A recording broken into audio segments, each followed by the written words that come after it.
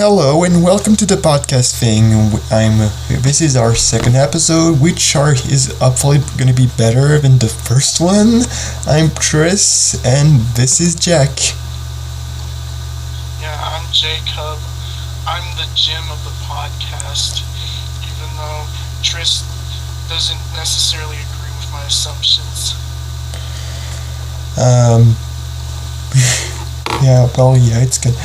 It's kind of true, to be honest. You're kind of a mix between Nolan and Jim, because I sound really enthusiastic about things, and you're just done with this shits. Yeah, well, to be fair, I'm probably a lot more excited for this podcast than even the host ever was, probably because it's just fun talking about things with others and getting that shit out to the people. Also, it will kind of helps me in the later run, because I'll have the numbers of hours of content enough to got YouTube monetization for if I ever make cartoons. I mean, I'm not technically sure if you should get money from YouTube monetization. I imagine Patreon would be probably a better outlet for you, since you do artwork on the side. I always kind of wanted to do the every kind of just put it everything Patreon would is definitely in consideration, but hey, if I got monetization from YouTube, why not too? And could also upload on Vimeo. How do you pronounce that? Vimeo. Because it's a quick way to get your animated stuff being noticed by pros, and if I have contact from Japan, I could even upload it on Nicolas with Japanese subtitles. I honestly forgot that Vimeo was a platform for indie filmmakers and animators. I mean, when you're basically not YouTube, no one basically goes to your site to watch videos, which kind of sucks. Yeah, YouTube is a hub now. But anyway, we are finally just like the Pizza Party podcast. It's been 3 minutes since we recorded, and we didn't got into the news yet. Yeah. Oh, by the way, how do I sound? Do I sound really faint coming out of your end, how I came out in the first episode? Okay, so it seems a bit better, but I'm not sure. I think I'll need to the only way I can be sure is to verify after the recording is done. That's okay. Yeah.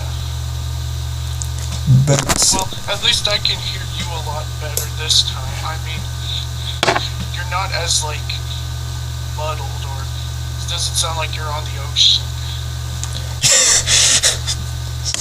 yeah. Does the fans of the computer aren't as annoying as they were?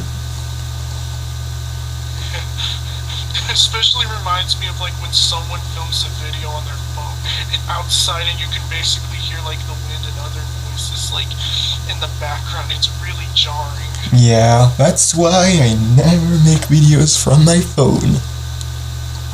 Because I don't doesn't have because my the space on my phone is ridiculously small, so I can't actually do that. Let's not talk about storage spaces on phones. Let's get into whatever relevant news articles we have. News and anime news. Gunsmith Cats is back. Aw, hell yeah, an OVA from the 90s no one remembers.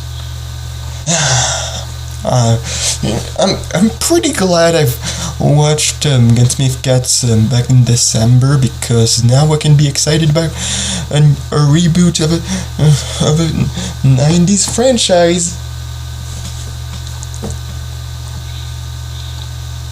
I mean, to tell you the truth, I actually did see the original OVA, thought it was pretty okay. I mean, I wasn't crazy about it, but, it was pretty solid from what I saw. I really, maybe even enjoyed too much of it. I even gave it a 9, I think, though a very light 9, but still a 9. It's crazy fun.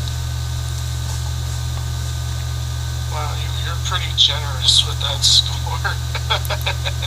Yeah, but I mean, it's OLM. Let's give them some. Let's not be too harsh on them. They got enough shit with Pokemon. And Yokai Watch to an extent, but... I mean, Yokai Watch is kinda better. We're gonna try not to get off topic. Yeah. Not gonna try to get off topic. I mean, we could branch a little bit, but let's not make that the focus of this. Let's try to, stay on topic. Yeah, let's not do what the Pizza Party podcast do.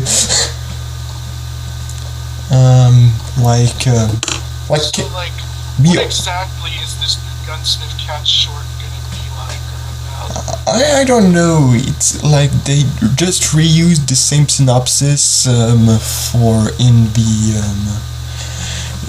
announcement, and Kenichi Sonoda Kenichi, the creator, is involved, so I'm not scared. But I've heard that the 90s OVA was not very faithful to the manga, as in there's much more violence and sex in the original. Oh, so the OVA actually added a bunch more crap to it than the manga originally did. That's interesting. Yeah, but I mean, to me it was just enough to be a fun throwback at old cop shows in some way. It was just fun. Gunsmith Cats is just fun. Also relevant in thought.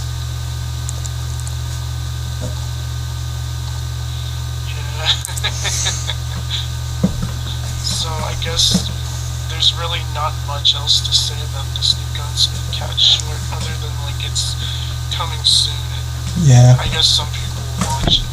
Yeah. What else do we got on the table? Nicolas Cage is gonna voice Superman in the Teen Titans Go movie in reference of the failed Tim Burton Superman film. That is some great casting right there. Yeah, seeing a Superman movie that was never made, it was probably going to be bad.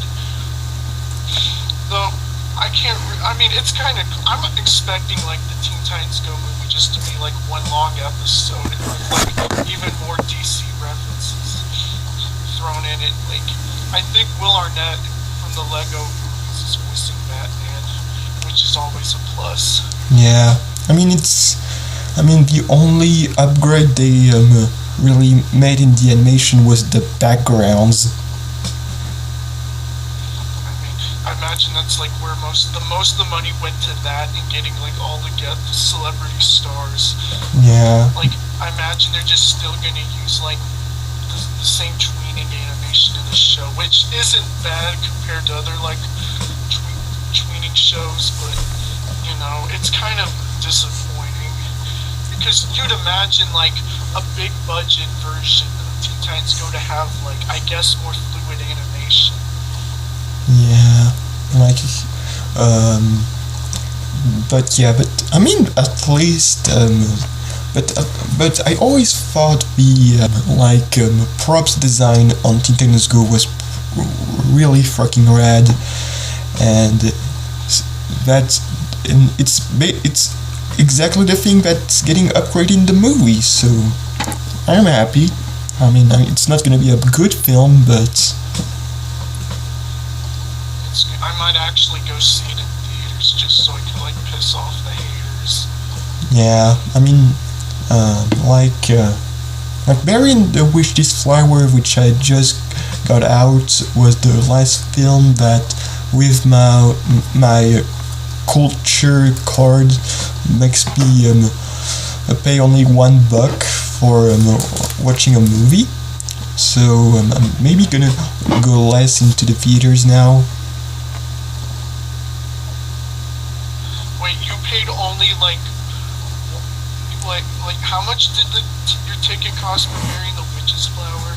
Okay, so in my theater, which is a pretty small theater, a ticket is €5, and with a special card that I got from school, I only pay €1. Wow, that is really cheap. I mean, like, I don't know, like, the whole conversion thing from euros to dollars, but that's a pretty good deal. And yeah, but euros is still one of the most stable currency ever made. So that's and it's pretty and I think it is I don't know if it's less or more valuable than $1. I need right now. It always changes. I mean, I couldn't really tell you about currencies and finances, so I'm just gonna like take your word on it. Anyway, yeah, Teen Titans Go movie, Nick Cage is probably gonna ham it up with Superman, and I want Kevin Smith to like make a cameo too, just for like shits and giggles. Yeah, because didn't Kevin Smith wanted to bring back Superman Lives into animation? I don't remember. All I just know was that like he was the one who was like set to write the film, and Tim Burton was gonna direct it. And, like they had all this weird shit, like robot spiders and gay android butlers. It's kind of pretty stupid, but it was all done for marketing, so they could like sell toys and that shit. Okay. A gay android butler in a 90s movie, that would have been the fucking shit. Wait, I got some news. This one was announced a few days ago, but apparently, like, the Blue's Clues reboot, that's totally a thing, is actually, like, hosting open auditions for people to, like, submit And videos of themselves, like... becoming the new Steve. Yeah.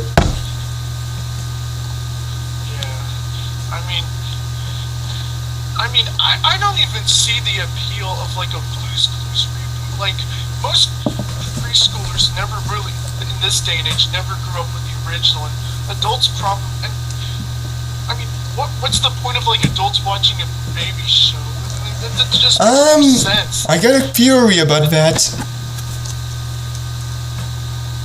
What's the theory? Okay, so, like, a few years ago, Dora the Explorer was cancelled, and its spin-off show didn't really went as good as Nick wanted to be, and so now the only extremely popular Nick Jr. Show got is Paw Patrol. And I think Nick is afraid that having only one successful show for their preschool stuff is kind of dangerous for their marketing. and so they kind of want to have a kind of the same thing deal as SpongeBob and Loud House dominating the Nicktoons. Like general kids material. Yeah. So and the last extremely end because they are too uninspired to make a brand new great idea for preschool shows. They are just taking from ones that are old enough to have nostalgia, but and not being known by its target audience, and has proven of its popularity. Yeah, I mean, most people don't realize that, like, with these preschool Nick Jr. shows, like, as good as they are, as much as they, like, will educate kids, they're also pretty much big money makers for Viacom, considering, like, how parents will basically buy that shit up for their kids to, like, you know, play with or sleep in. Yeah. But yeah, like, at one point, Blue's Clues was, like, I could probably say it was a bigger property than maybe even Rugrats when it was at the peak of its, like, marketing power. Yeah. I don't And then remember. Dora the Explorer came, which was probably more like, I guess more like, you know, it targeted more demographics considering, like, the whole show was, like, all about, like, teaching kids Spanish. Okay, so Yeah, like, that seems like... the French dub of Dora the Explorer actually changed the language Dora teach, because in the French version she makes people learn English, in which you know, is kind of a good idea to I be. mean, that kind of makes sense considering, like, the original version she speaks English, but then that just makes no sense. Like, what about all, like, the Spanish cultural stuff that they have in the show? That it just, like, it just kind of, like, loses itself in translation. It's just like, Yeah, I mean, so I mean, I watched a lot of Dora the Explorer, and I'm kind of ashamed to have grew up with a bit more than some Nicktoons. I mean, I still grew up more with Angry Beavers than SpongeBob.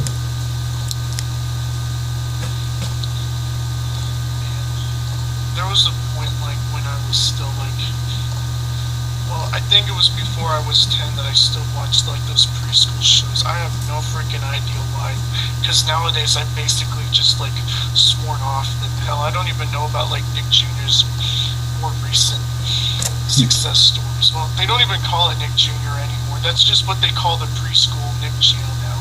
Like, when those shows air on Nickelodeon, it's just branded as Nick. Yeah, and they even brought back the Noggin brand for the app. Oh man, they brought back Noggin. I remember Noggin. Like the only current Nick Jr. show I actually know is Paw Patrol, because that's the one which makes the most money, and because there's always this toy commercial of that show airing on Nick, even when it's even though in France we don't have the preschool show on the main channel. I remember for the longest time, all those Nick Jr. shows would basically just run without commercials, and then at the end of the episode, they would just, like, put all the commercials onto this, like, one long chunk. It was really bizarre for me. Yeah. But now I realize kind of like why they did it. Though they basically got rid of that format now, just, like, run normal commercial breaks in between, like, the episode. Yeah, I mean, in France, we really don't have much commercials, so most cartoons doesn't have any commercial breaks. Almost never. And when it got speaking of which, there's gonna be a new episode of Family Guy aired on Sunday with no commercial breaks. Oh, okay, okay then.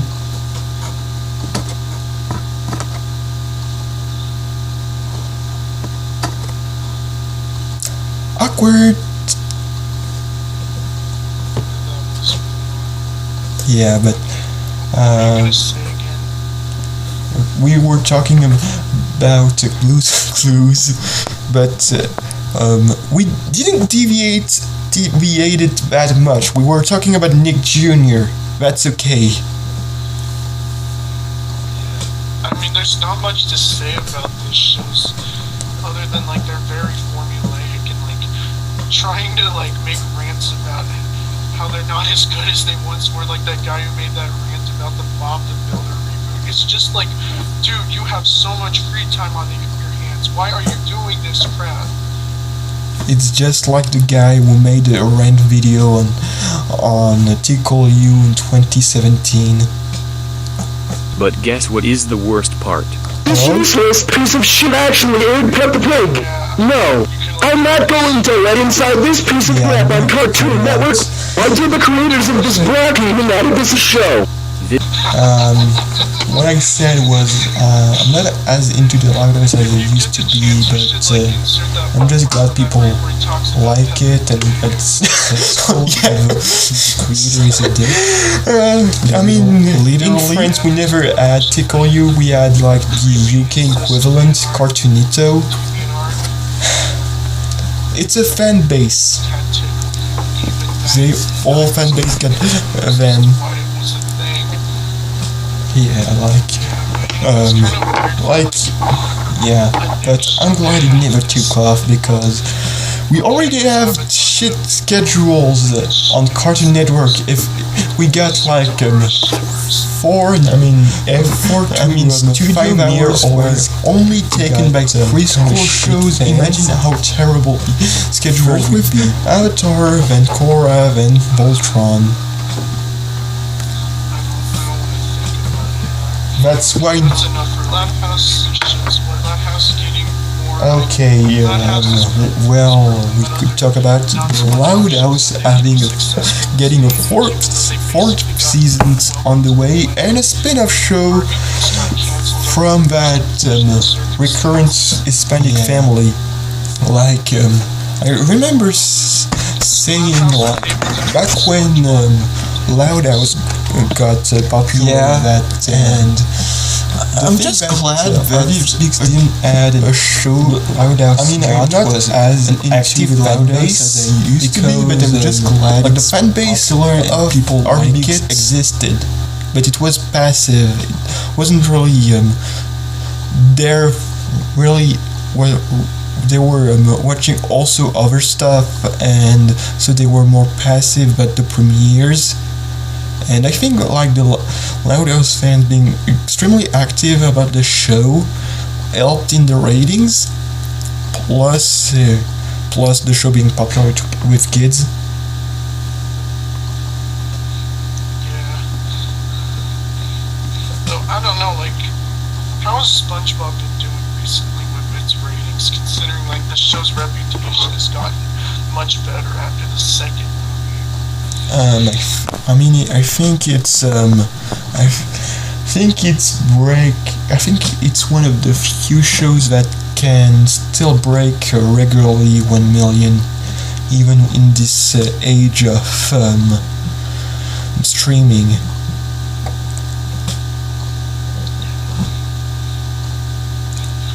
But I mean, it's honestly kind of a shame that I don't know much about like the Hispanic family that's gonna be in the spin-off. Like, isn't like that girl like Lincoln's girlfriend or something? Yeah, and his brother is Laurie's boyfriend. Wow. Great minds think alike, I guess. Yeah, that's Well, what. I just wondered if like in the future one of them, if like Lincoln's older sister married the older boy, like would that be okay for like gonna marry his sweetheart as well, or that'd be kind of awkward? I don't know. I mean, it wouldn't be the first interracial couple they had in the show. No, interfamilial couple. Oh. That's what I was asking. This is way too close to incest.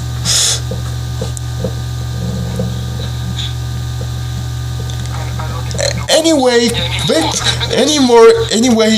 Victor and Valentino is getting green lighted, just like Infinity Train, like we said last time. But I'm just Victor and Valentino.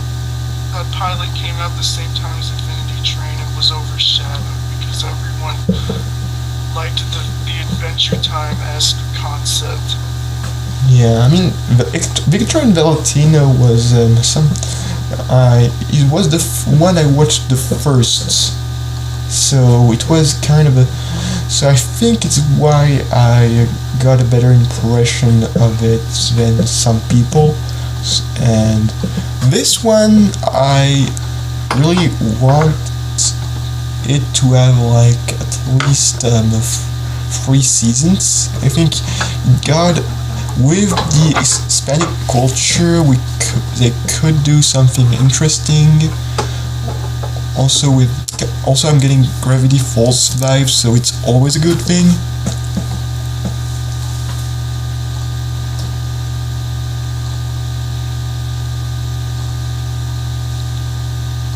Oh man, he left again. Yeah, that's annoying. Like, so yeah, like Victor and Valentino looks cool. It's Cartoon Network's version of Owl House. Actually, that's a terrible joke. It's like, what was that one show on Netflix that was like made in Mexico? That's supernatural comedy. Okay, I know what show you're talking about, and it's the one with the most generic name ever made, Legend Quest. Legend Quest. That is a great name for a show like that. Like, it's a legend, but also quest. That's, yeah. Like, you could... Okay, yeah. Yeah. I never watched Legend Quest. I don't really watch Netflix cartoons. Even though I got Netflix. Man, I should. Well, I mean, I'm pretty sure, that,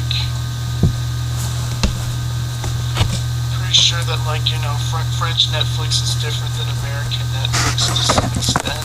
Yeah, I mean, here we don't have One Punch Man, but we have, and we also got stuff. Like some French comedies that sometimes are kind of bad, but some are good. And also we got more French stand-up. How much Jerry Lewis films are on Netflix? I don't know. I don't want to know.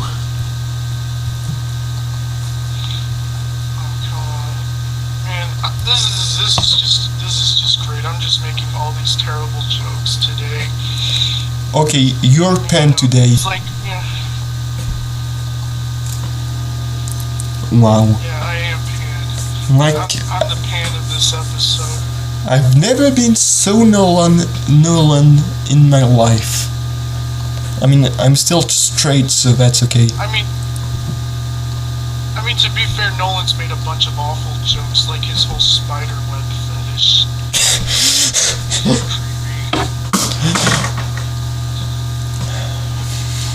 We really need to get him. Anyway, okay, I don't know if I would. Yeah. Anyway, Victor and Valentino is coming. It's probably gonna be okay, I guess. So, what else do we have? Is that it for news? no, we got another big news. Do you remember the 2000s anime Boogiepop and Boogiepop Phantom? No, I don't remember Boogiepop Phantom. Well, they actually they're also bringing this back, and it's by the director of One Punch Man.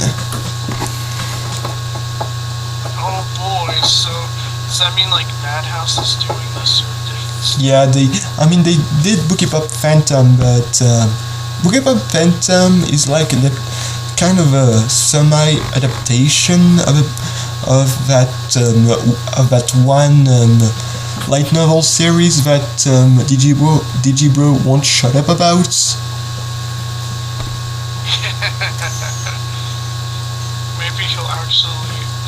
Maybe he'll like this one too and won't stop talking about A1 Pictures anime.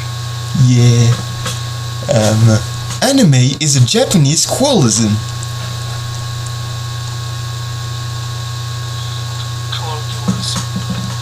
Yeah. I'm the English speaker here. Yeah.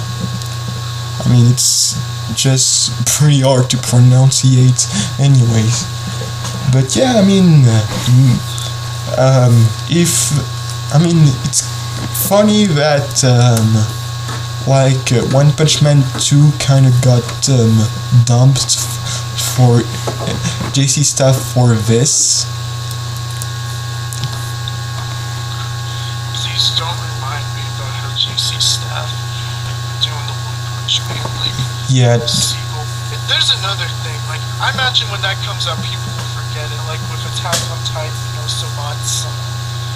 Because, like, it's like anime watchers these days are just so seasonal minded, like, they'll like, be obsessed with the show when it's airing, like, one season, and then, like, if it ever gets announced for, like, any more course, they'll just be like, oh, that's a thing, and move on. It kind of sucks, you know?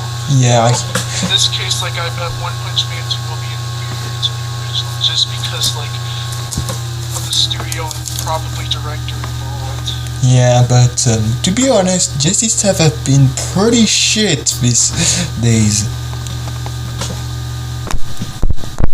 Yeah, I remember. Like, I remember they did Humanette, which was pretty funny. yeah, but that was like 3 years ago. I don't know about the other stuff that could probably been like shitty. Yeah, I mean, I've heard pretty bad things about Food Wars Season 3. Oh, speaking of Dean, they also did the Junji Ito collection, which is pretty mediocre, which is probably the worst thing you could ever say about an adaptation of Junji Ito's work. Yeah, I've heard, and this is fucking similar, and the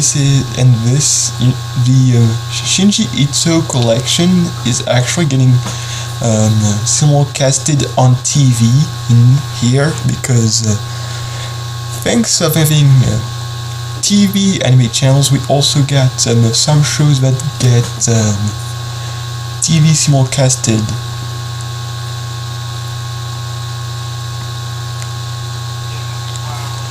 But usually it's not the good ones. It's like they... Yeah, I was just going to be like, there's no way they could actually, like, simulcast high-profile shows. Yeah, I mean, the that only... actually have a good reputation. Yeah, I mean, sometimes they can get big stuff, like this season, Channel G1, the Channel G1 got Overlord 2, and its concurrent channel, the mangas got the Ancient Magnus Bride.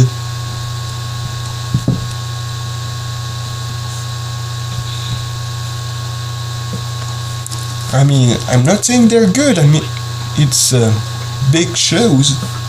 Also, if we're talking about big shows that are not particularly good, we also simulcasted King's Game. Yeah, those are all just anime. I don't care about in America, like, all Adult Swim shows nowadays on, like, Toonami is, like, Dragon Ball Super, DBZ Kai, and, like, their most recent acquisition was Black Clover. Dub of that right now, and Black Clover is probably the most generic shonen I have ever heard of. It's, like, even worse than Fairy Tail. Yeah. At least, like, Fairy Tail had, like, a decent fan base over here. Black Clover, no one cares about it. Yeah. Because of, like, just how samey it is compared to, like, Fairy Tail and Naruto. I'm gonna. Yeah, it's definitely the loser of the big three of the late 2010s. Yeah, and Toonami won't show stuff people want, like Hero Aka or Mob Psycho. Yeah, or it's like, oh, those shows we can't. For some reason, they just can't acquire them. Probably because like Funimation just wants to like stream them on their sites. It's like, man, those would be cool to see on TV. Maybe could, I guess, generate excitement for like viewers, even though like TV's a dying medium. Speaking of Hiroaka and Toonami, here in our French version of Toonami, which is actually based on the Asian versions, so it's not anime but superhero themes, we still got some animes, and we got only 2 animes on Toonami. Dragon Ball Super and Hiroaka. Wow, you actually got Hero Aka. Though the Hiroaka is... I guess so, since it's a kid's show. Yeah, but like Hiroaka is hearing dubbed on Toonami, and the subbed version is hearing on G1, which I think is a good deal. That sounds good. They could never air like subtitled shows on YouTube because like most viewers don't have the time or comprehension to like read them, which is basically the reason the Toonami staff have given to only showing dubs. Though to be fair, though the dubs are honestly like of a good quality most of the time. Yeah, I remember They what. don't tend to like. Yeah, the dub they made for Lupin the Third, the Italian Adventure of Part 4 was good. Yeah. And I guess like another that's good about like Adult Swim is they can usually show like most of the shonen uncut. You don't have to worry about them like changing terms or like censoring violence. Yeah, but They only like censor stuff when it's like the more mature shit, like Black Lagoon, yeah, Kill la I remember this weird period of anime in the late 2000s where stuff like Blue Dragon first aired on Nickelodeon censored, then aired on Game One uncensored. Like, there was like a cycle of life for shonen animes when Nickelodeon was interested in them, and it was basically that. First they aired censored on Nick, then they aired it uncensored on their teen channels.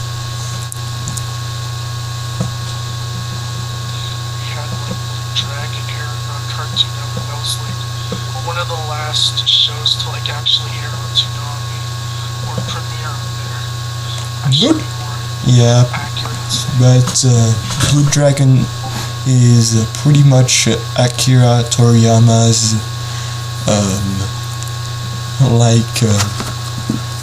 it's when he jumped the shark. It's more of an afterthought from him. Yeah, but Rumiko Takahashi, the creator of Urusei Yatsura and Ranma and Inuyasha, also got her own Blue Dragon. Like she designed she designed the characters for a game. No, okay, so Rumiko Takahashi, as you know, is kind of getting old, and like the and after Inuyasha and a few short stuff, she made like this throwback to her more rom-coms stuff with the manga named Kyukai no Rine, and it's basically like a ripoff of her own legacy.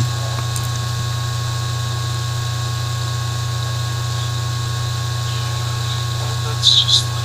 So it's basically. I'm getting old, so I better just like remember the good old days, except not really. Yeah, so it's basically. My memory's all hazy. So it's basically her. It's actually her version of the dragon.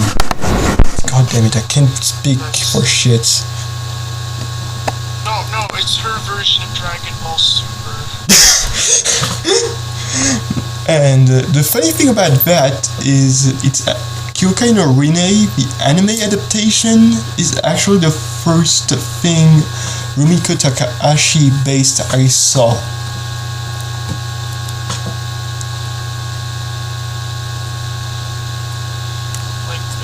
Like she saw the adaptation? Or she like oversaw it? No, I mean, what I meant is like,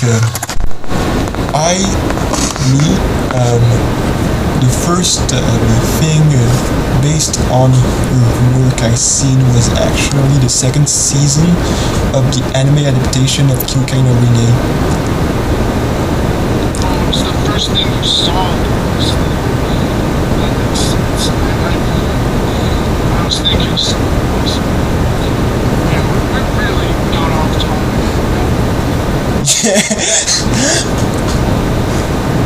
But yeah, it's also the art of the anime is so fucking generic. It doesn't even look like something Rumiko Takahashi would draw. Well, I don't have to see that art for myself. I'd probably be better off without it. I guess we're done. Yeah, let's go to the topic. Random news bullshit. Okay, so here's. Okay, so here's our topic for today. My friend Jacob has been for a couple months watching a lot of Adventure Time, you know, that show on Cartoon Network that never airs, and he gonna talk about his feelings about the show in general. Please enjoy. Actually, I was thinking like I would probably start out summarizing the show as a whole, and then you asked me like a bunch of questions about like, I mean, not just like relating to episodes, but also like characters and maybe lore and other technicalities that I probably find interesting. Sure, that sounds interesting. Okay, so Adventure Time is a long-running animated series on Cartoon Network that started in 2010 and is basically going to end this year, 2018. I think it might be the longest-running Cartoon Network original series ever when you basically like take into account that it's aired like almost 300 like 11-minute segments, and even if you were to decided to like group them all up into like 22-minute segments, it still basically outnumbers like most other Cartoon Network shows at the time, like Ed, Edd and Eddy, which I think for the longest time that was CN's longest running original. So the whole premise of the show is basically about like these two adventurers, Finn the human and Jake the dog, and they basically just like go around the land of Ooh, like doing stuff like exploring dungeons, helping others, fighting villains. You know, it's basically like the whole premise of the show is think Legend of Zelda as if the launching in Minecraft. So you get like a lot of fantasy elements, but they're presented in this like really weird, spontaneous way. I guess guess a good example of it is like, you know, it's like the whole kingdoms thing. Like, you have a bunch of like different kingdoms, like named after different shit, like candy, slime, breakfast, wild berries, and lumps, flame fire. They're all like basically ruled by princesses. Like, and they all have the most generic names ever, like Princess Bubblegum and Slime Princess and Hot Dog Princess and Grid Face Princess. I think that was her name. And Lumpy Space Princess. Did I say that one already? I don't know. I don't think so. But yeah, like, so it all takes place in the land of Boo, which like originally you just think, oh, it's just a fantasy setting, but then like later on, a lot of like clues are revealed that it's actually like the remains of a post-apocalyptic wasteland. And like you could probably assume that most of the beings here like mutated from like the fallout of this event called the Great Mushroom War, which is never really like, which hasn't really been explained as of now, but it's basically been alluded to.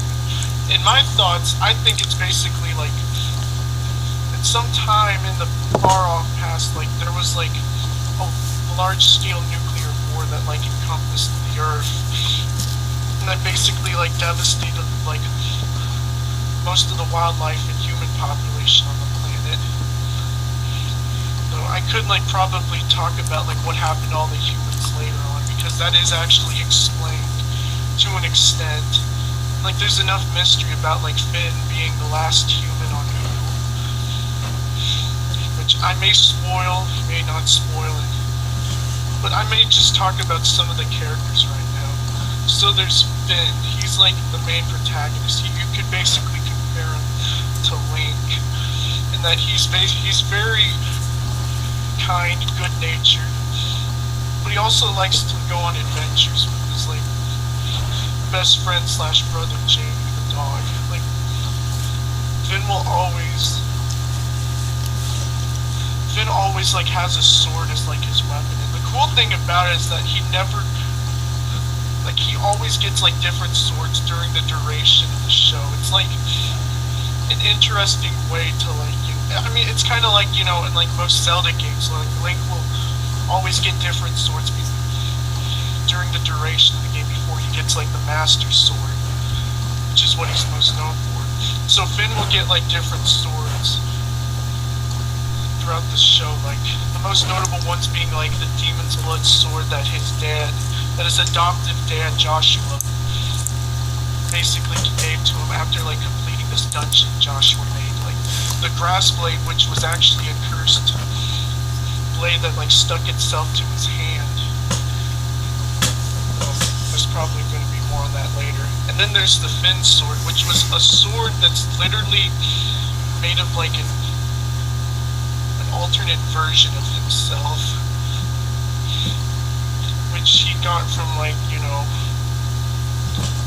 bringing back Prismo, who was like, he's another like figure that's important to Finn and Jake though. And then there's Jake the dog. Like, the thing about Jake is that not only is he like a talking dog, but he also has magical stretching powers, like that he can literally do anything with. And the show really takes advantage of him, like doing all this weird shape-shifting crap that's very imaginative and surreal. Though, I mean, and you're probably wondering, like, oh, well, if it's so like limitless, like, how come there are times where he basically can't just like stretch himself in a certain manner to like, you know, solve a problem? And to be fair, he does like have a weird logic to his like thing. Like, I guess one episode would be like Jake the Brick, where for basically the entire episode he just decides to shapeshift into a brick and just like keep himself all cooped up in a brick house just because he wanted to know what it'd be like to be a brick, and like a brick how it like gets destroyed and shit. So yeah, they're basically like brothers. I mean, I could but you know, I'm gonna move on to some of the other characters. there's also the Ice King. He's like probably the most commonly seen enemy in the show, though he's not really an effective villain.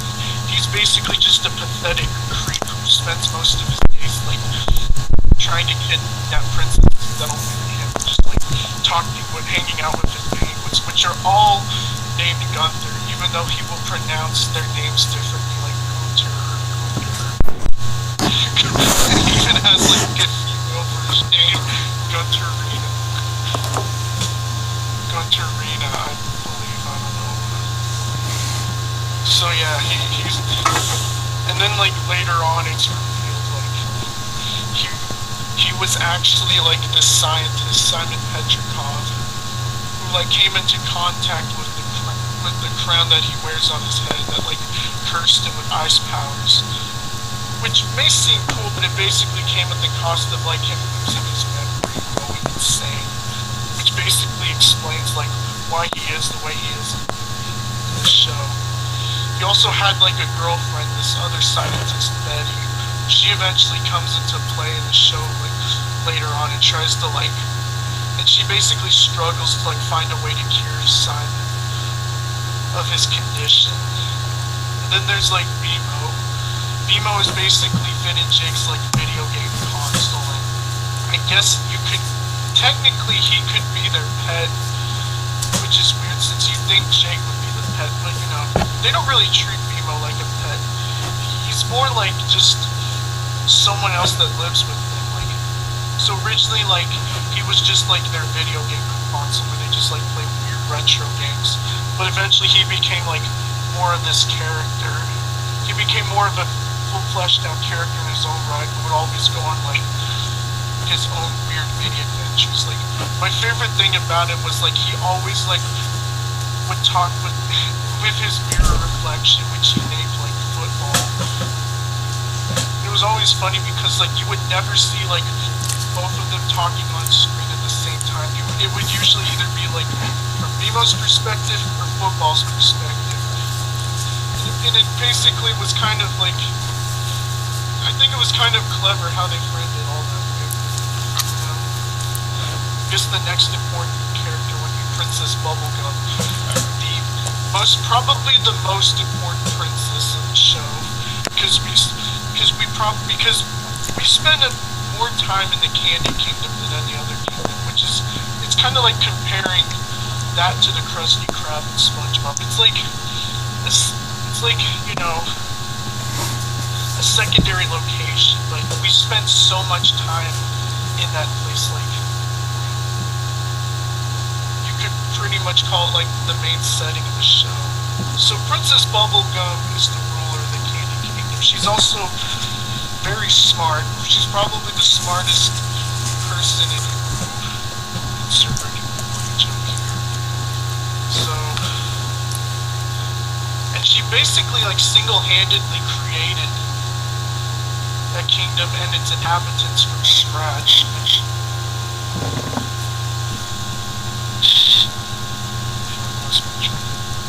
is kind of which all harkens back to like her origins, where she basically came out of this like giant wad of gum after like the earth was like, you know, laid to waste during, I guess, the Mushroom War.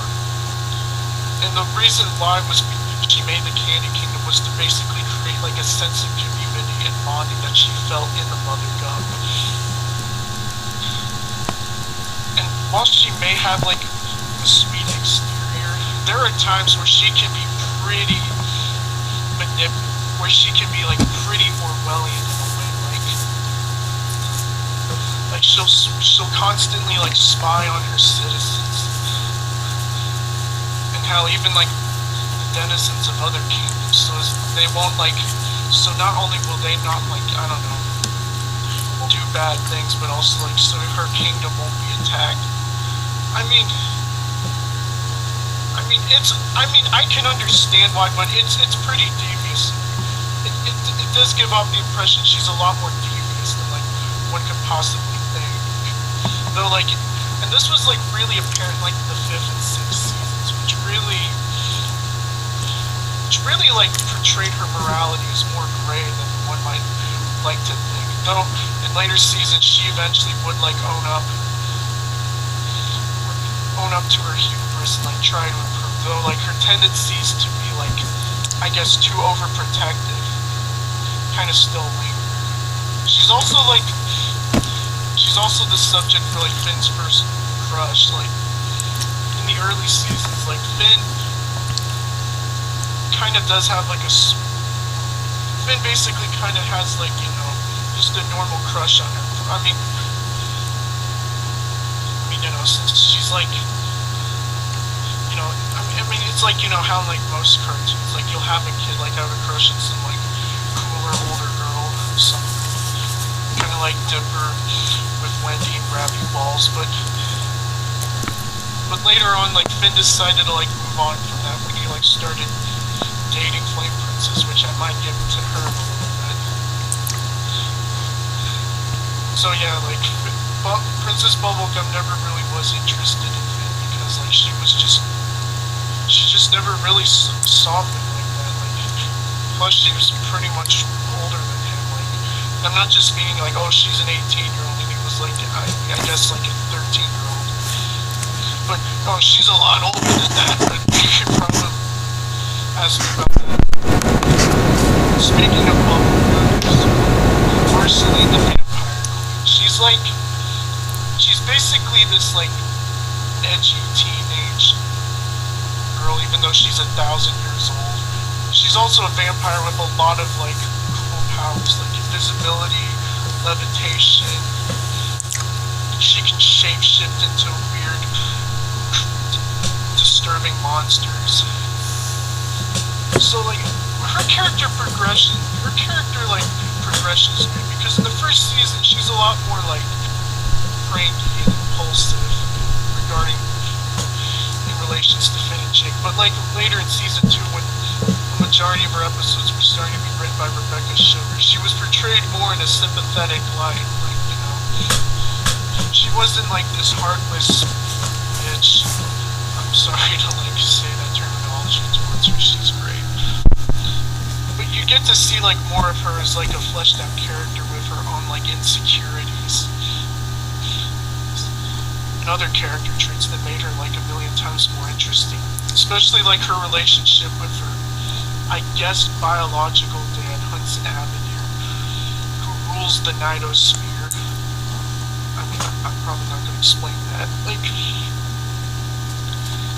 I mean,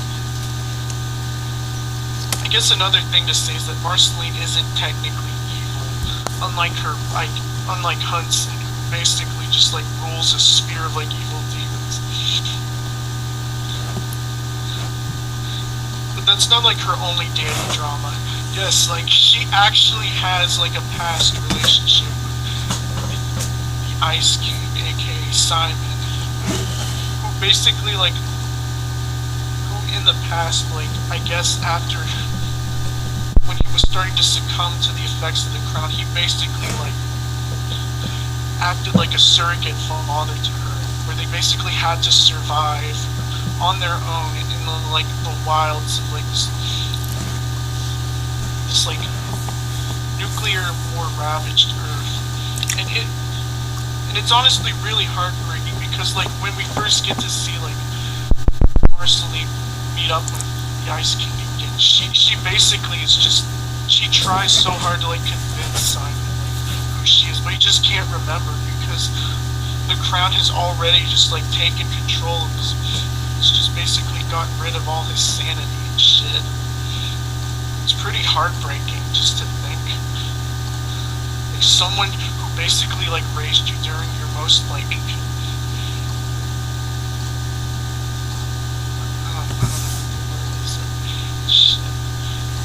I guess your most crucial time of like your most hopeless time, just like not even know who you are. It's pretty depressing.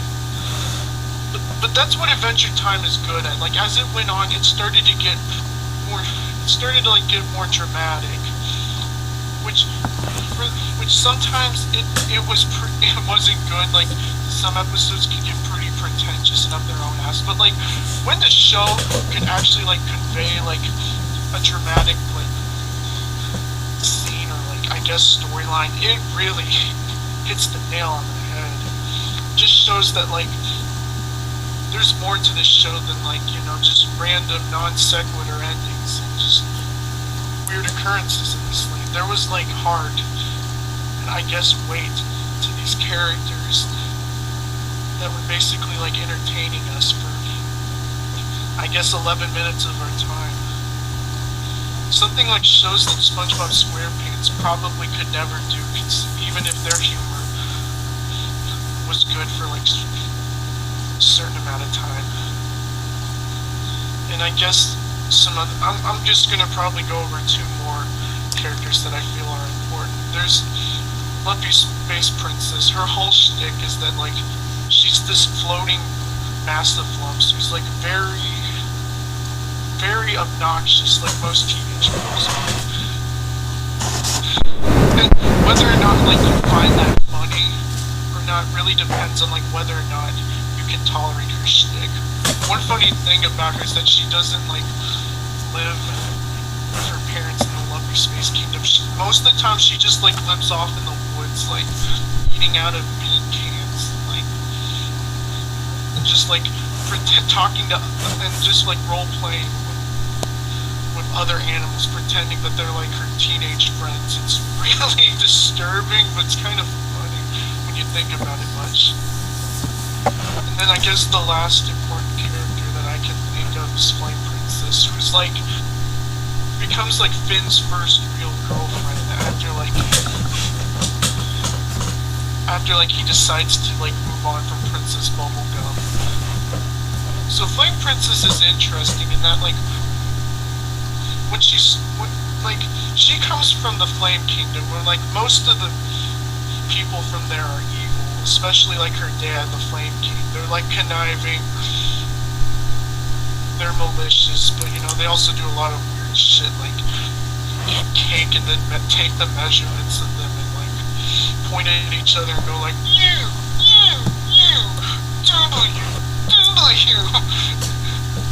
so yeah, like so Jake is actually the one to like first come into contact with her because he's like trying to find a girl for like Finn to like, you know, hang out with, but you know, and you get like the real impression that like because everyone else in the Flame Kingdom is evil, that Flame Princess is, and when Finn eventually like does get to like establish a real emotional connection with her, he tries to like prove that that's not the case, that she is a nice girl,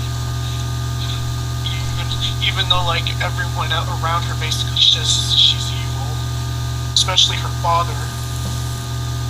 And so they date for a while, and there was like one episode where like it seemed as though Bubblegum was like jealous of her, even though she wasn't. She was just afraid that like if Flame Princess was like too unstable, probably that her like she wouldn't be able to like react to Finn's romantic affection to her at all. Basically, like melt to the center of the earth or some shit. You know, like Finn's dedication to her one app was so cute.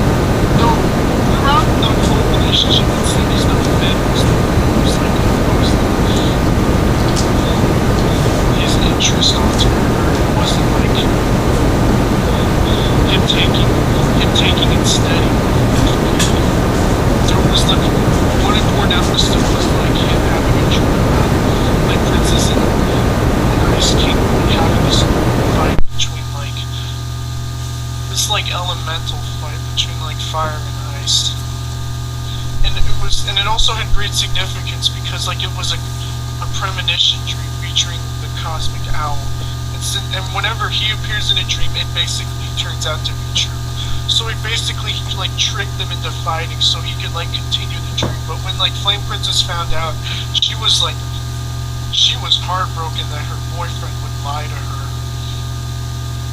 And that basically like resulted in a relationship. Which like Finn thought he could like, you know, patch up, but they never really did get back together. So they still like remained friends, even though like it took a while for Finn to realize like the severity of his like actions. Which I think is, I mean, like, yeah, it's annoying when like Finn is still acting like a child, acting childish about this breakup.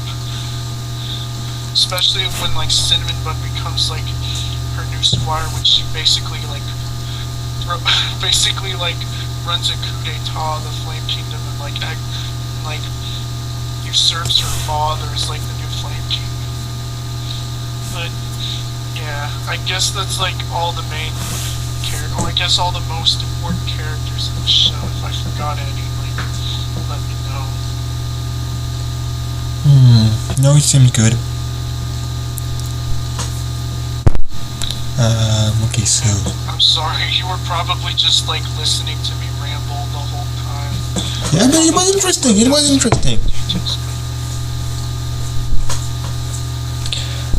So, I'm trying to think of questions I could tell you about Adventure Time lore.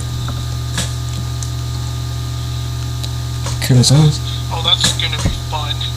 Because there is a lot of, like, weird lore into it. I'm not going to talk about, like, the video games and comic books, since those are, like, on their own minor tier levels. We're just gonna talk about, like, the cartoons lore.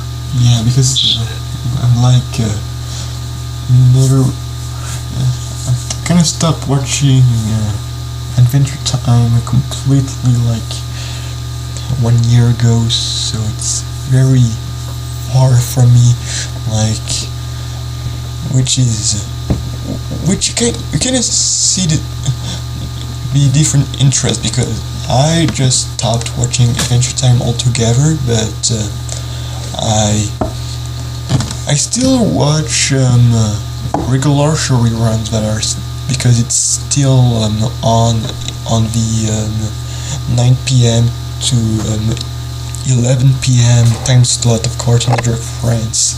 But yeah, about to be honest, I kind of want to know more about Gizmo post season 6, because yeah, I mean, he was a cool character in his debut episode, which was this very disappointing premiere of the of season season 5, and after that, never really got what was the actual intention with his character. Oh, are you talking about Prismo? Prismo, yeah. I said Gizmo. That's how much I know about Adventure Time. So Prismo basically, like, is this entity that exists in this room that is where no interference from like time and space can happen.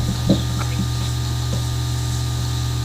like his whole and like when anyone ever reaches that, he'll basically give them like one wish. It's probably like, you know, it's like, you know, the most important, you know, I mean, it's kind of like, you know, Madoka, like you will like grant your wish and like you become magical girl, except he's not, except Prismo isn't a fucking asshole. He's actually a really cool guy who like helps Jake, who grants like Finn's wish of like the Lich never existing, though that basically transports him to this alternate dimension, which is very different than like the one we're used to. I mean, that's probably like its own can of worms, but you know. So yeah, Finn's wish, that was a fucking disaster, and then like he eventually like helps Jake like come to a much better wish, which basically was like for the Lich's wish to be for Finn and Jake to go home instead of for like the extermination of all life, which is basically the Lich, the main villain in the show's ultimate goal and purpose. So yeah, Prismo was a cool guy. He had like a strong emotional connection to Jake. And then in the season 6 premiere,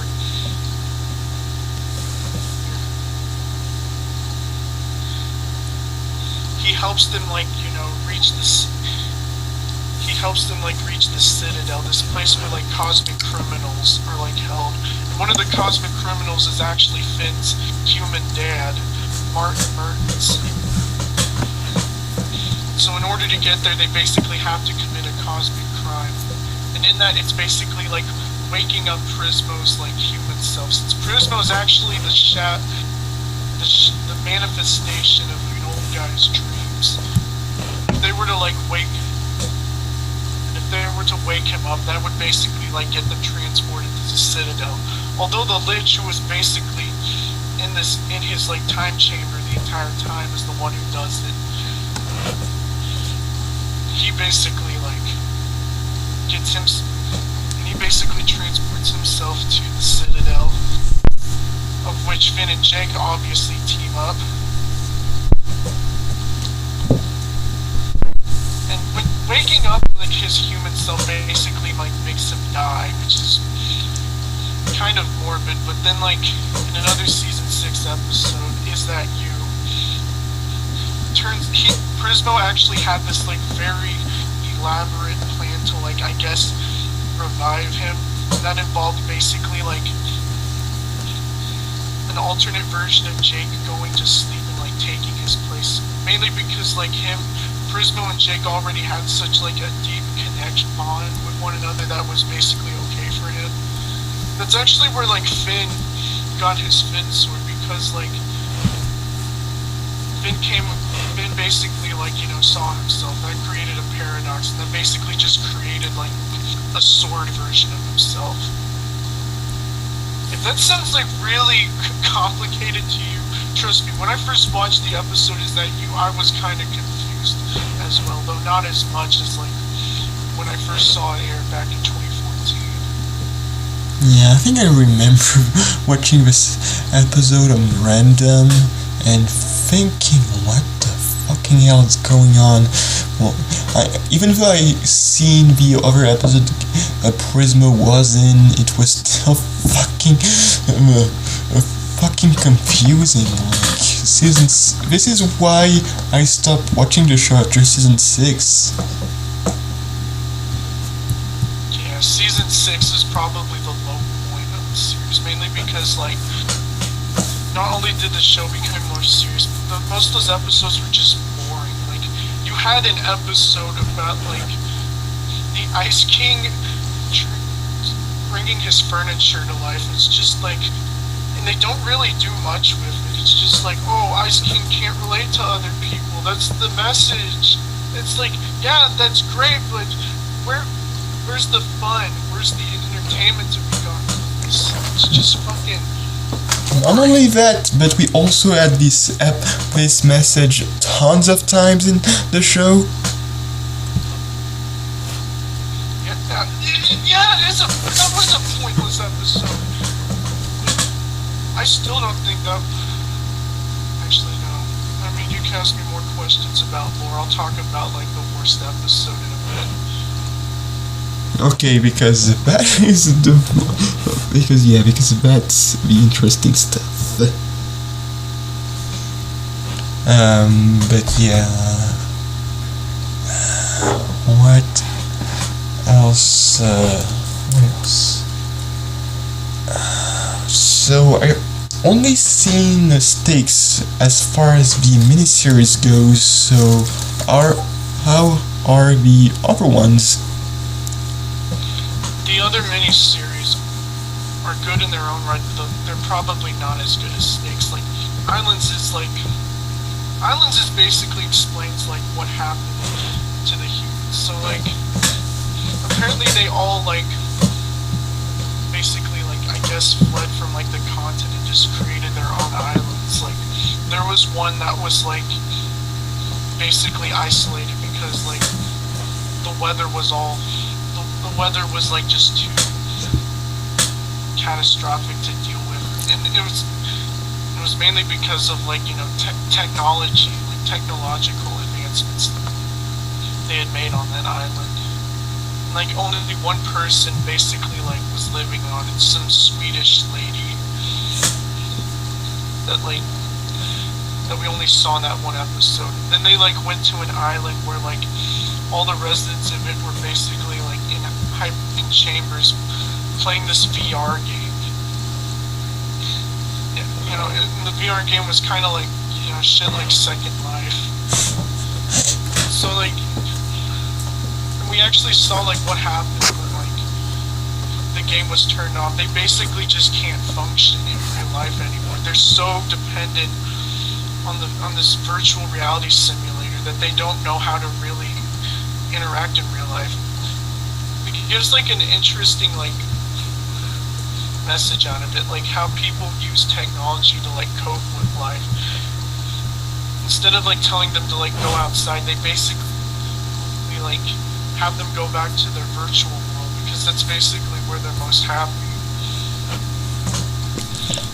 And but I think the most interesting thing to like get out of the show is like Finn's parents. So Finn's dad, as we all know, is basically a fucking scumbag. He doesn't care about his son. He only just does stuff in his own interest. But there was a time like he was actually a lot more, I guess, sympathetic. Like yeah, he was always a con artist, but like when he like met Finn's mom, Minerva, was actually like who was basically this nurse on the island. He seemed to like genuinely want to strike up a relationship with her, which they did. It was honestly interesting to see like his dad like in a more sympathetic light. So it's also kind of interesting to think about like his mom, how his mom differs from his dad. So obviously the reason why Finn doesn't like live with his parents anymore was because like some people that like Martin Kahn were like out to like get revenge on him. And so he basically like got on a raft with his infant son out on the ocean,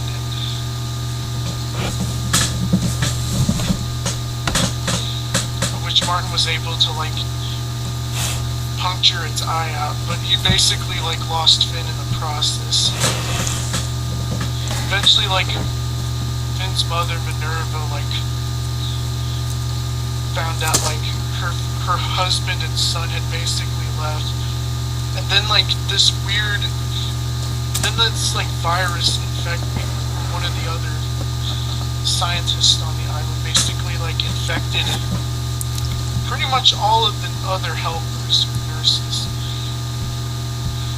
on there, leaving like Minerva to be like the only one. So she basically, and since she was getting old, she decided to like put her, I guess, body inside this chamber and become this like, I don't know, weird AI of sorts that would like project her memories into like, I guess, like robot versions of herself that would basically like take care of the citizens of the main island, which they eventually reached in like the last part of the miniseries. And you can basically tell she's very overprotective and doesn't want, and when she finally like meets her son, she doesn't want him to like leave the island. But Finn, as great as like Finn is seeing his biological, it's like emotional as Finn is like seeing his biological mother, he tries to like convince her that like being a shut-in isn't like his ideology. He'd rather be adventuring and helping people instead of just like being isolated off the world. Like it's interesting like how Finn's dad is basically is careless while his mom is too careful.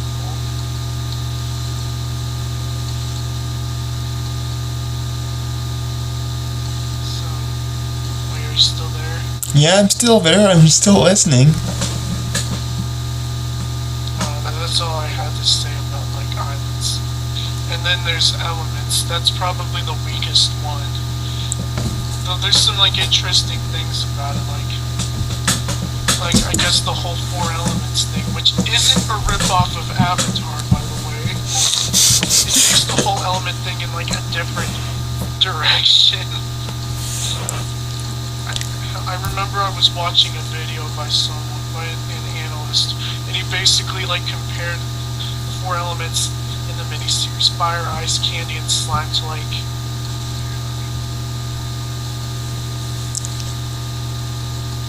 he basically compared it to humorism. Oh. Which is like this archaic medical system that was all based on like the four distinct bodily fluids and how that basically like related to like a personality of some crap. So anyway, I'm trying to remember like what they were.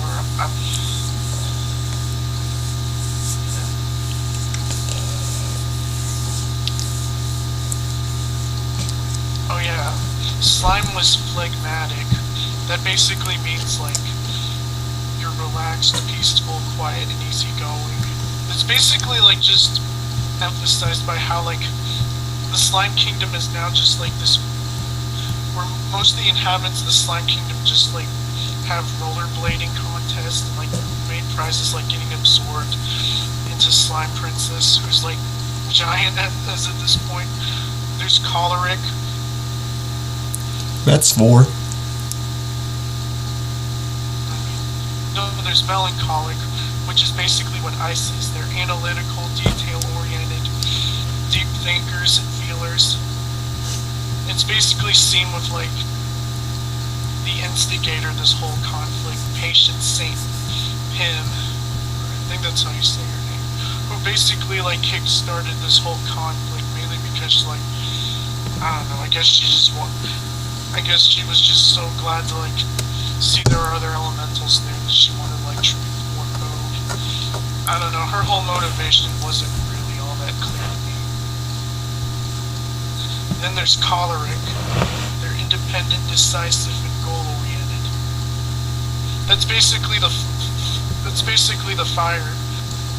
That's basically what Flame Princess is. I mean, anyone that's, like, infected by fire is basically like very violent, he's angered, you know. Mm-hmm. And they basically just like engage in like eternal combat. And then there's Sand Queen. That's basically being enthusiastic, active, and social, which is what Bubblegum is. Like, she basically like has all of anyone like in her ring. She basically actually near the end like is able to like basically transform all the other kingdoms into candy, mainly because of like how her influence is greater than like the other elements, which is interesting considering like how Bubblegum wants to like connect with others and how like strong-willed she is. Elements is the weakest one. Islands is the second best. Stakes is the best. Yeah, because okay, so what, in your opinion, are the absolute fucking worst episode of Adventure Time, a Cartoon Network original? Oh, no, there's some episodes that I think are just absolute garbage, but I'll probably go over two of them. The first is Betty, which you'd think would be cool to have like Simon's former girlfriend like actually come back and play a part in the show, but that episode was just so rushed. The ending was resolved too quickly. And that episode should have been like double length as compared to like Lemon Drop, which was a fucking pointless, pretentious piece of shit. Except it was so boring that I don't hate it as much as I did Betty, because that started with me. You mean Lemon Hope?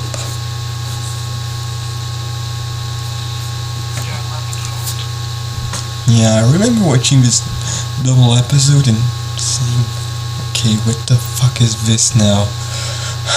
Swear to God.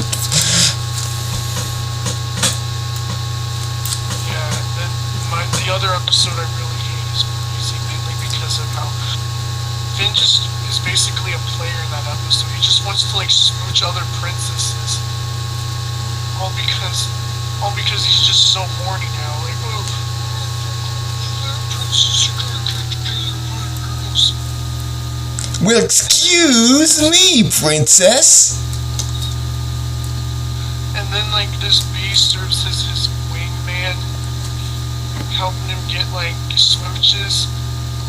But then it turns out the bee just wanted to like pollinate his flower arm. And then, like, she slowly starts developing feelings for him.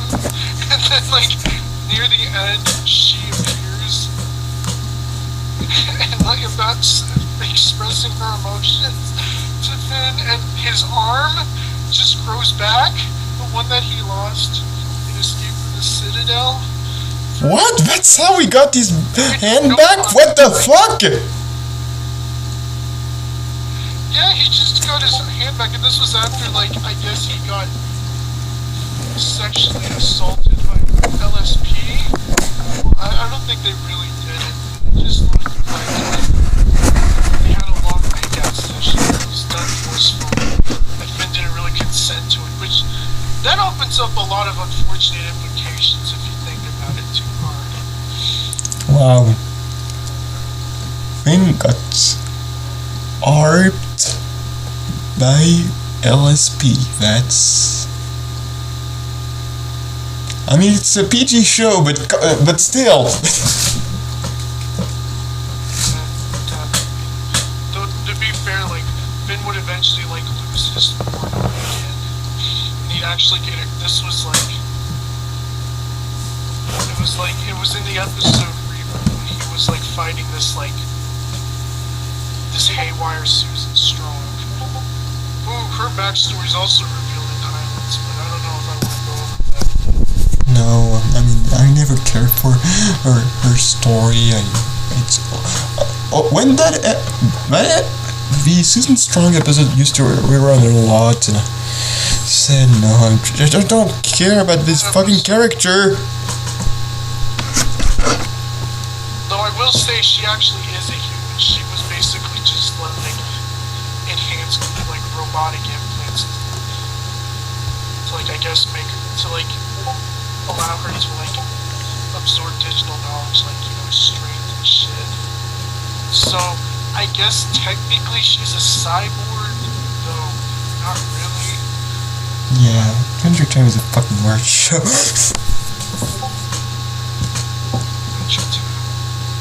It's weird, but you know, it's kind of interesting the things they can do with it. Yeah, I mean... So, what other lore stuff do you want to know? Okay, so... I think I already talked about the lore stuff. How exactly does season 7 picks up in quality compared to that mess that was season 6? I think it's because like a lot of the episodes like start to become like funny and like. Oh. I mean, yeah, there's still like, I mean, yeah, Adventure Time still does that shit with like, you know, their storylines only getting like certain episodes to like play out and then they resolve them too suddenly. It's pretty annoying, but at some point you just get used to it. Oh, so I think with like 7, I think the miniseries format did like a better job at like giving us more like full-length stories. Yeah. And they could still be like self-contained in their individual episodes to an extent, but they work a lot better as like a whole narrative, though. Yeah. Whether or not you like that format depends on like your whole tolerance. I remember watching Stakes. I think I watched Stakes more than once actually, because the Cartoon Network Friends likes to rerun it.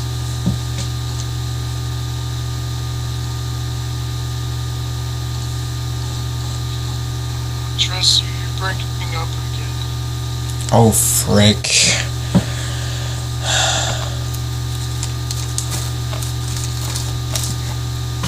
So yeah, Cartoon Network France really liked to rerun stakes a lot more than the other miniseries, to be honest. Yeah, like, out of all the miniseries, stakes got, like, the most promotion, because, like, I think that was at a time when, like, you know, Cartoon Network still saw the show as being popular somewhat. Even though, like, at that point, Steven Universe's fandom was already starting to, like, take off.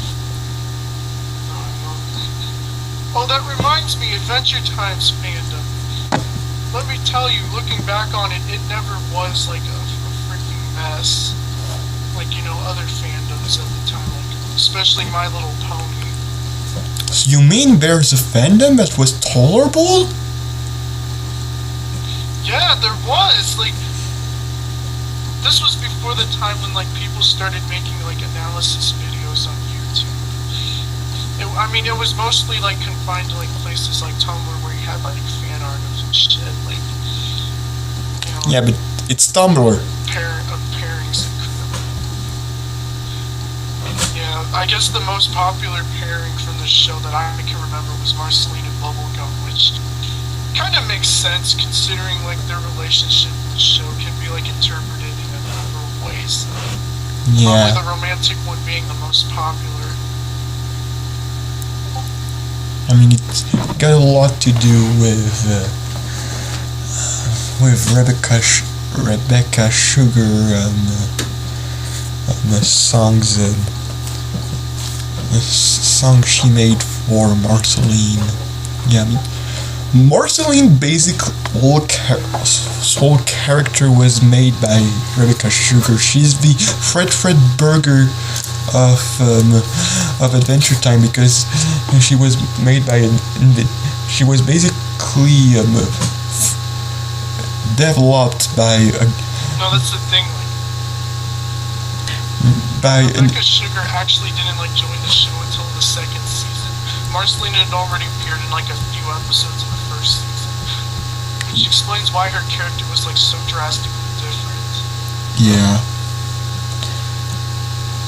But yeah, it cannot be stated how much Rebecca Sugar loved writing for Marceline.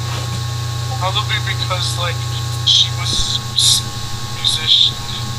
Yeah. Marceline's great because she plays bass. As we all know, singing bass girls are the best. No, I'm not gonna take this provocation, because I still think that Mio is not the best K-On girl.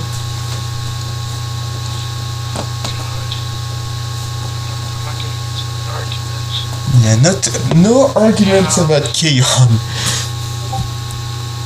Even though it's like... That was the cool thing. I wish, like, someone had actually made, like, a replica of, like, Marceline's axe bass. Because, like, do you imagine, like, how cool that would be to, like, lug that thing around and play it? Yeah. I've heard some... I've heard, like, a band version of an actual, like, actual song version of the I'm Just Your Problem, and it just sounds like a Paramore song. Sounds like a Paramore. She really is. But there's actually one guitar she had, like, in one episode that I thought was, like, really freaking awesome.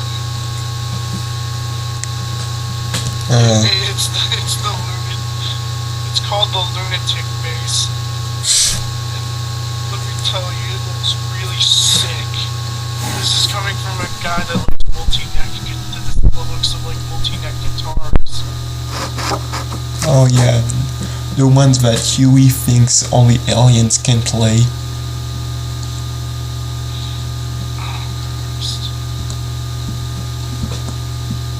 Okay, no K-On jokes, I get it. It's just turn good. Okay, waiting for it to be That is great. That is. oh yeah, oh that's good. That should be the picture, the still picture for the podcast. If it's I want this still picture to be like this one. There was this one image from like Ocean here where like Finn made this really distorted face that I think is like really funny. oh yeah, yeah. I don't know if like Oh yeah, I see exactly which face you're talking about. The Gigi Quit Tell episode. I love that one. yeah. Our witness to breathe in wood. Oh yeah, very.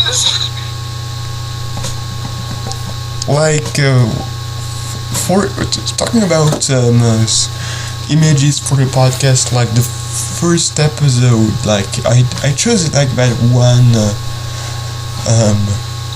picture of My Hero Academia because I couldn't find that one yeah, that face. We all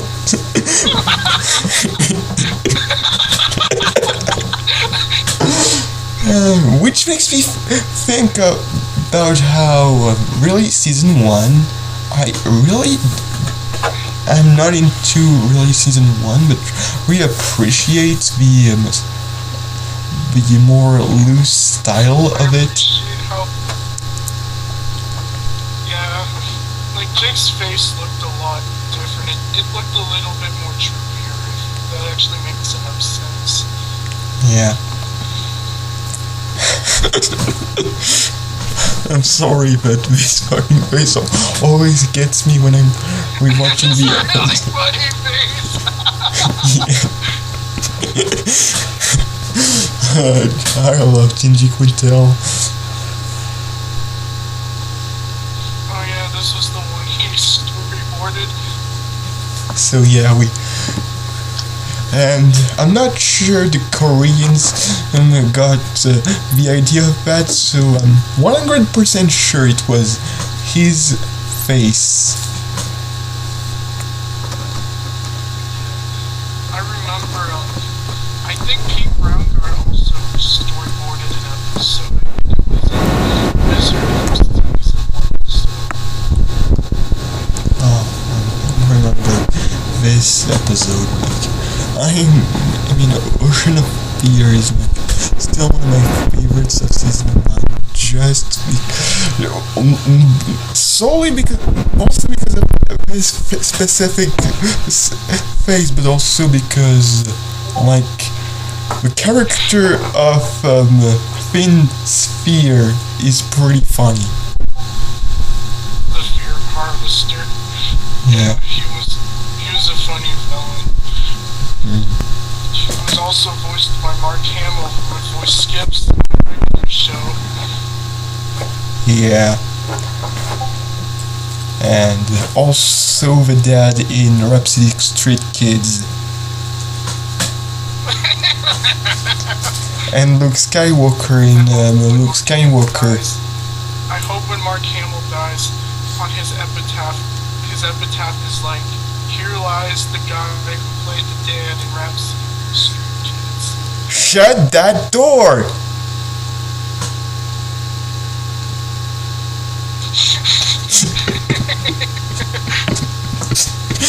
Oh yeah, Adventure Time had a lot of guest stars on it. Yeah. Not like, people you usually expect to see like cartoons, but they had a lot of like weird guest stars.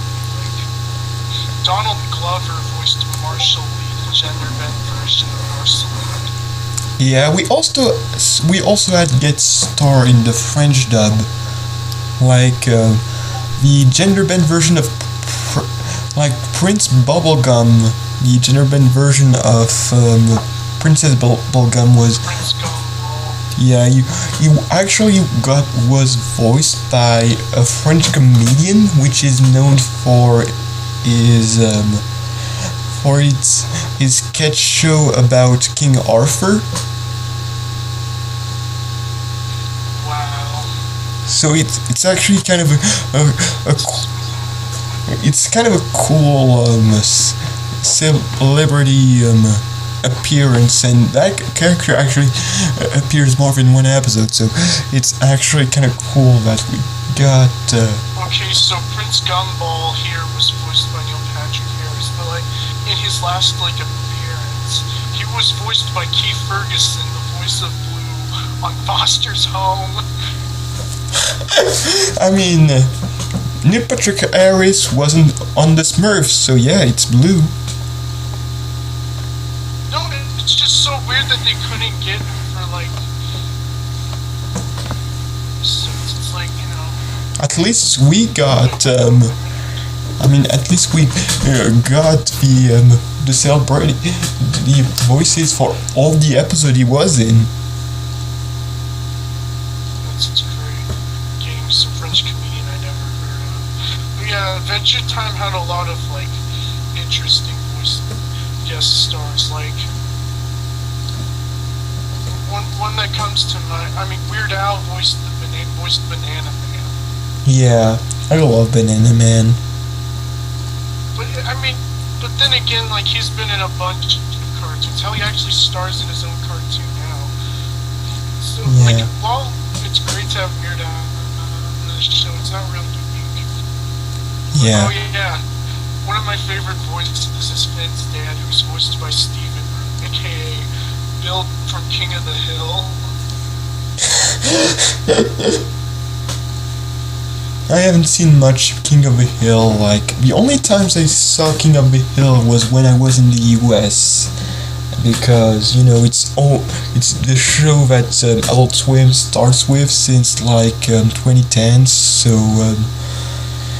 that's the only time I actually saw the show, because here in France we only dubbed 2 seasons and then we gave up.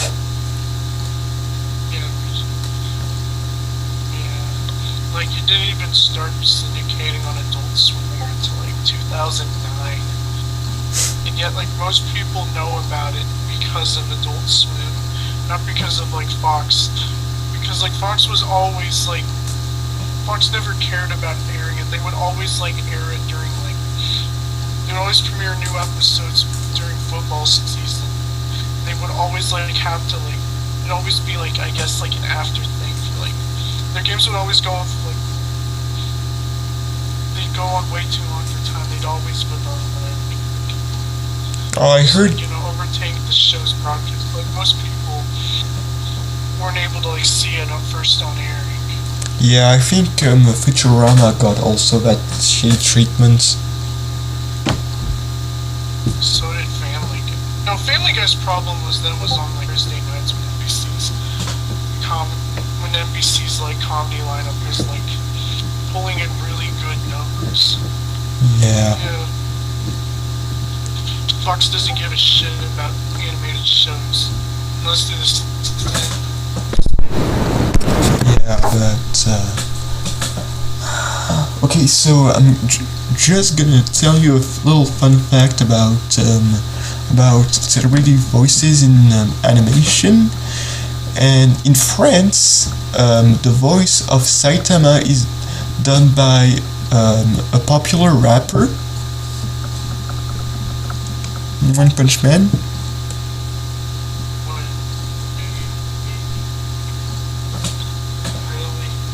Yeah, but you know, he's a rapper which is actually an anime fan, so it's okay.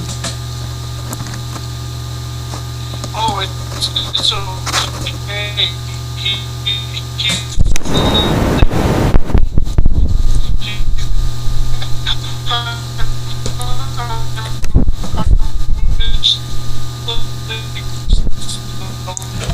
Your connect. I can't really hear you well. It's like you're reverbed.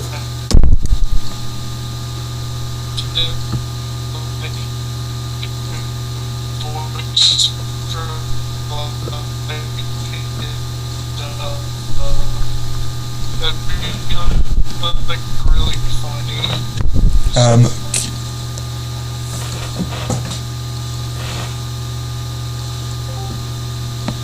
Oh, okay.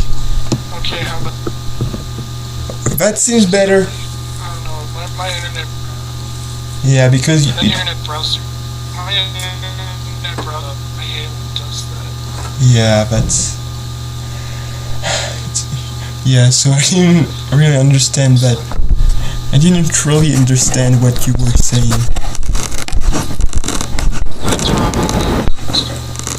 That is fucking hilarious. Yeah, but to be honest, he was also famous for like a short series of sketch where his delivery was pretty similar to Saitama, so it makes sense. It makes sense, you know. Yeah. Though sometimes when when Saitama says stupid shit, you kind of recognize the voice. Yeah. So, okay. I think we're done with. We've been talking. We have been talking for almost as long as the first podcast. And most of it was basically just me going on about like the characters. I guess the general plot of the show. Yeah.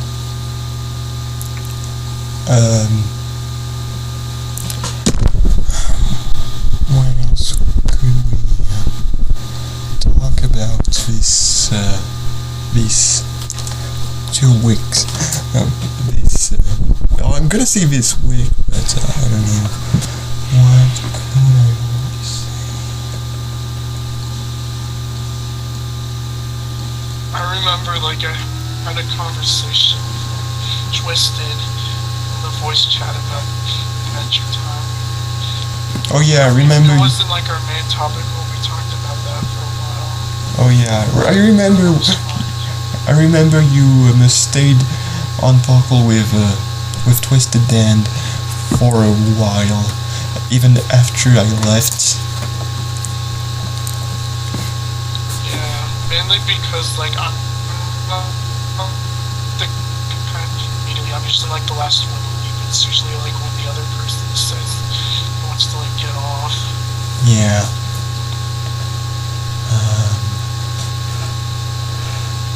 Wait, oh, frick, I had an idea to say, but a thing to say, but now I lost it. Here, I got some. Okay, wait, we never talked about like the songs. Oh yeah, the songs.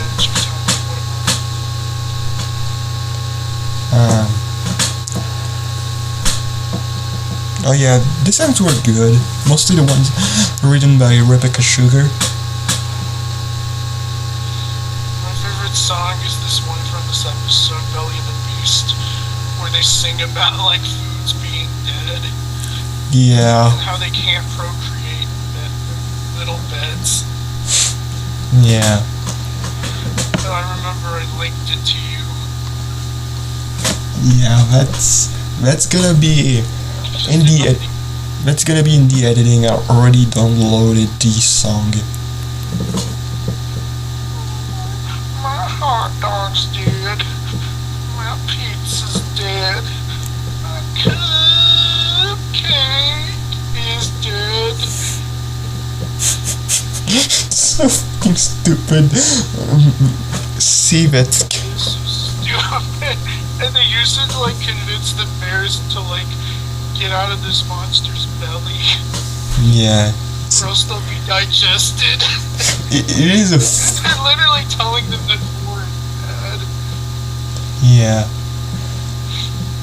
Don't do for kids.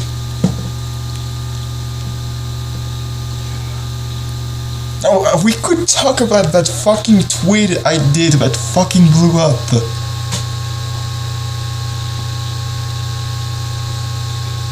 Star tweet you did that actually got like some shit.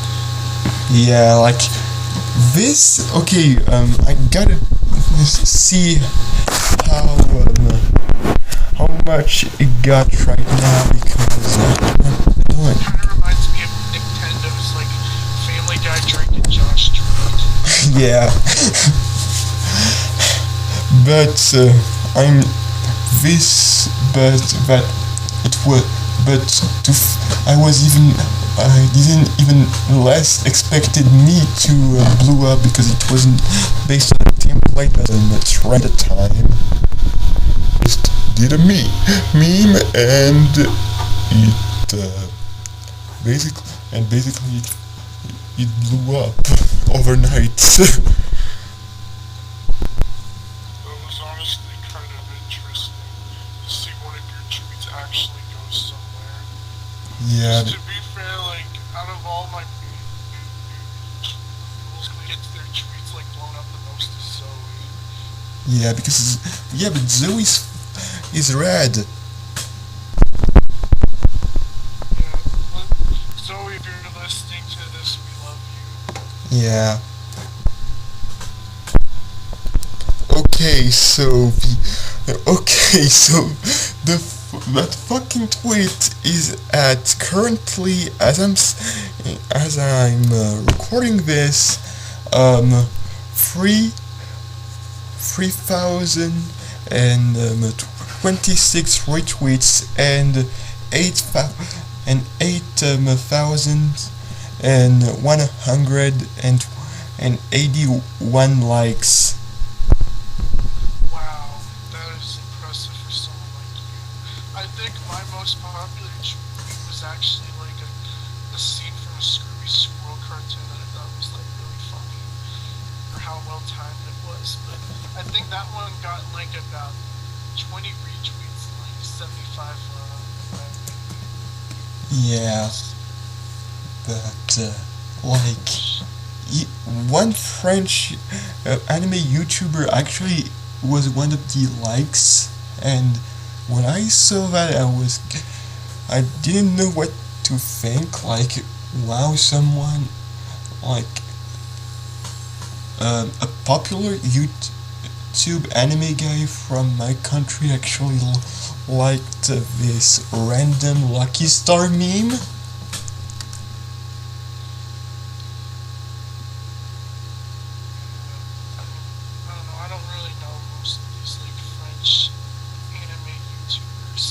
Yeah, but He's probably a funny guy.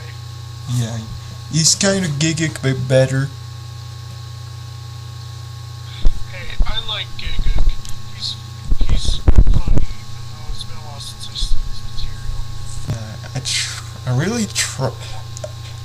really tried to like his content. Don't get me wrong, but I just can't get into it. But anyway.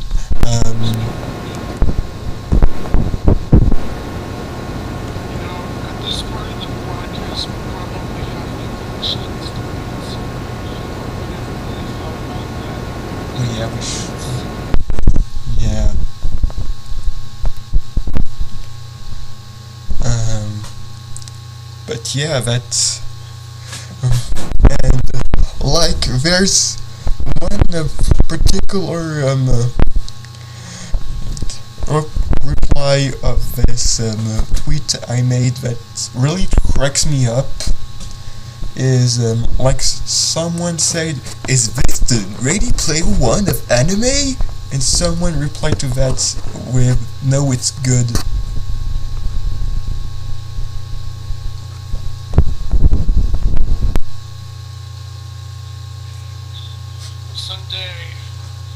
Someday we'll all become memes. Yeah, but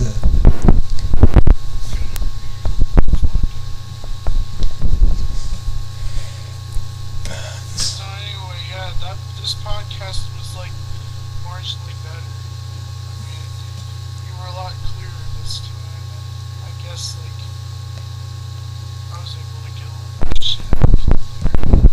yeah, and for once it's you who got the technical screw up. Yeah, well, mainly because like I guess it's my internet froze up, which sucks. Yeah. Okay, so Is this the I enemy? guess I'll just say that. Personally, I got like nothing else to say about Adventure Time other than like watching the entire series again made me appreciate it a lot more. Because like there was a brief period around 2014 was the period that I just stopped caring about the show. I blame Nolan for it because of how he was shit talking. Like, because of how he and Ken were like shit talking the show now.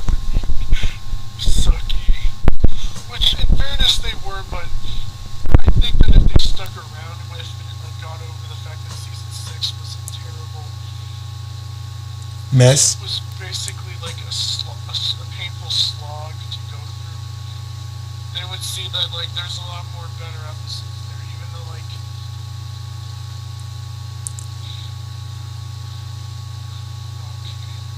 well, I don't know, I can't really blame them. But you know, it really sucks that like Cartoon Network just stopped promoting the show about like after like stakes happened. Like I remember them like promoting some episodes in season 7 or 8. I remember Morse getting a promo, but they basically just stopped advertising it. Like stakes was the thing. Like you just ignored it. Hell, it's basically done the same thing with like Steven Universe, even though that's been on like less years as Adventure Time has.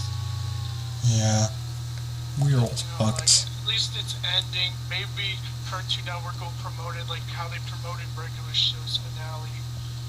But they'll Yeah. just probably dump all the episodes on like Sunday night at 7.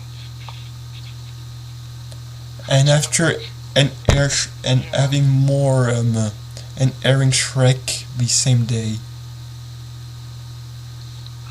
Christ. They're gonna be showing Alvin and the Chipmunks for like all week next week. It's funny because in France Cartoon Network started like putting like a movie block, but in actuality there's no actual movies. It's just like the TV movies and miniseries / arcs. I thought it was really funny how like regular show got a movie while Adventure Time just got their miniseries. Like, oh, that reminds me, we're never gonna get an Adventure Time theatrical film stuff 15.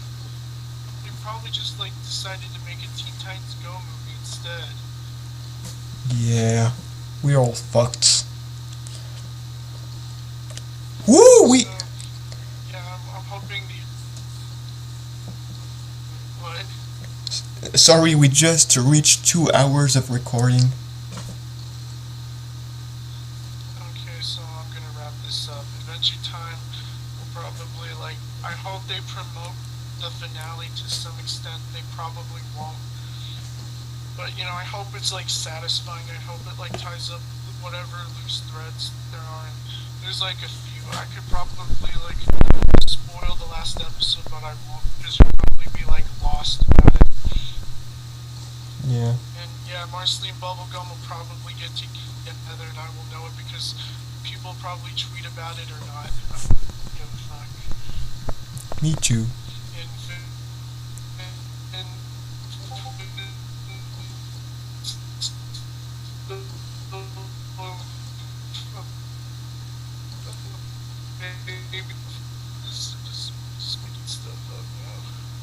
Yeah. To be honest, I didn't understand anything because the freezing happened again. Oh, what? Like, I froze up or you froze up? You froze up because that's what it is. Yeah. But I think yeah. what I was saying was yeah, Finn's a fleshy guy. First gay. And no one cares about Neptune. Yeah. Come along with me. I don't know the rest of the lyrics.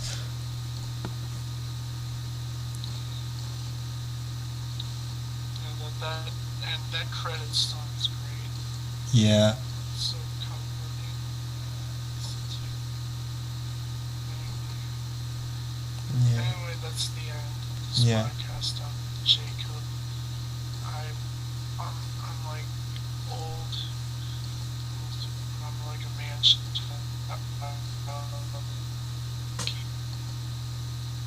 That's the most defining character trait. Yeah, we all fucked.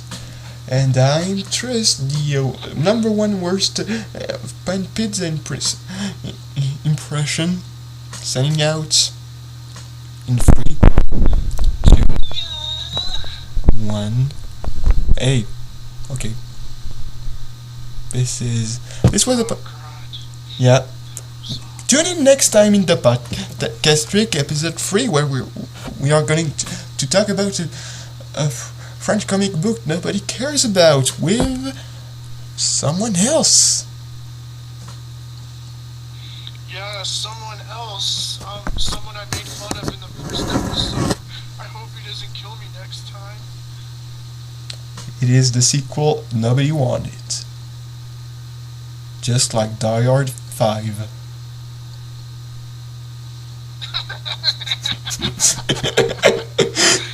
Or Shrek Forever After. I fucking hate that movie. It's the worst movie ever. No, but it's just the very first movie I hated as a kid.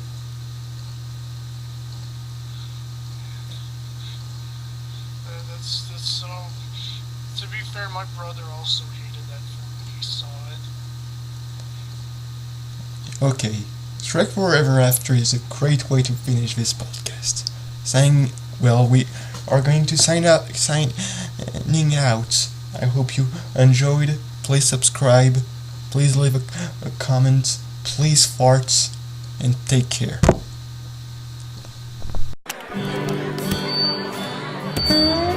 My hot dog's dead. My pizza's dead. My cupcake is dead. Oh, my donut's dead. My burger's dead.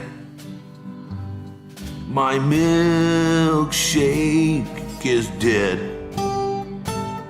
All of our favorite foods are totally dead.